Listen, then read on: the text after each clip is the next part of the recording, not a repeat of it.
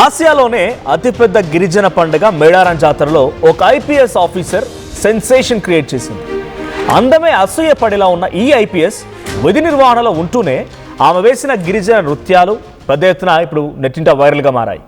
కుంభమేళాలో పూసలు అమ్ముకునే యువతి మోనాలిసాగా గుర్తింపు పొందితే ఇప్పుడు మేడారంలో ఉన్న ఈ ఐపీఎస్ ఆఫీసర్ తన డ్యాన్స్తో నెటిజన్ల మనసు గెలిచేసుకుంది.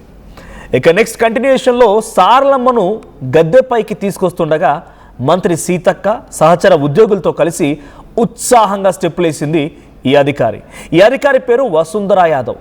కాకి దుస్తుల్లో గంభీరంగా ఉంటూనే జాతర సంబరాల్లో జనంతో మమేకమైపోతూ చిందులేసింది.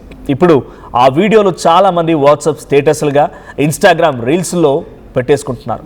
మేడారంలో మెరిసినటువంటి అందమైన ఆఫీసర్ అంటూ వీడియోలు షేర్ కావడంతో నెటిజన్లు ఆమె బ్యాక్గ్రౌండ్ గురించి తెగ వెతికేస్తున్నారు. ఇప్పుడు ఈ బ్యాక్గ్రౌండ్ మీకు చెప్పబోతున్నాను. ఈ ఐపీఎస్ అధికారి పేరు వసుంధరా యాదవ్. ఈమె కేవలం డ్యాన్స్తోనే కాదు, తన జీవిత పోరాటంతో కూడా అందరికీ స్ఫూర్తిగా నిలుస్తున్నారు. ఉత్తరప్రదేశ్లోని ఆజంగఢ్కు చెందినటువంటి వసుంధర కంప్యూటర్ సైన్స్లో ఇంజనీరింగ్ పూర్తి చేశారు. తన తండ్రి ఫరూబీ యాదవ్ కళ నెరవేర్చడం కోసం ఐపీఎస్ను లక్ష్యంగా పెట్టుకున్నారు. 5 సార్లు విఫలమైనా కూడా ఎట్టి పరిస్థితుల్లో పట్టు వదలకుండా ఆ రకంగానే ముందుకు వెళ్తూ ప్రిపేర్ అయిపోయి ఆ పట్టుని సాధించే ప్రయత్నం చేసింది. ఆ తర్వాత ఐపీఎస్గా ఉద్యోగాన్ని సాధించింది. 6వ ప్రయత్నంలో 5 సార్లు విఫలమై 6వ ప్రయత్నంలో తన సత్తా చాటింది ఈ ఐపీఎస్ ఆఫీసర్. 2023 బ్యాచ్ ఐపీఎస్ అధికారిగా నిలిచారు.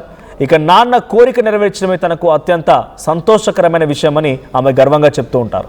వసుంధరా యాదవ్ 2023 ఐఏఎస్ బ్యాచ్కు చెందినటువంటి అజయ్ యాదవ్ను ఫిబ్రవరి 2025లో వివాహం చేసుకున్నారు. లక్నోలో వీరి వివాహం ఘనంగా జరిగింది. అయితే వీరి పెళ్లికి అఖిలేష్ యాదవ్ ముఖ్య అతిథిగా హాజరయ్యారు.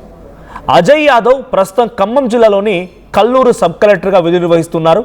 భర్త ఇక్కడే పనిచేస్తుండడంతో ఆమె కూడా 2024లో ఉత్తరప్రదేశ్ నుండి తెలంగాణ క్యాడర్కు బదిలీపై వచ్చారు. గతంలో గ్రే హౌన్స్లో ఏఎస్పీగా పనిచేసిన అనుభవం ఉన్నటువంటి వసుంధర ప్రస్తుతం ఖమ్మం జిల్లా కల్లూరు ఏసీపీగా బాధ్యతలు నిర్వర్తిస్తున్నారు.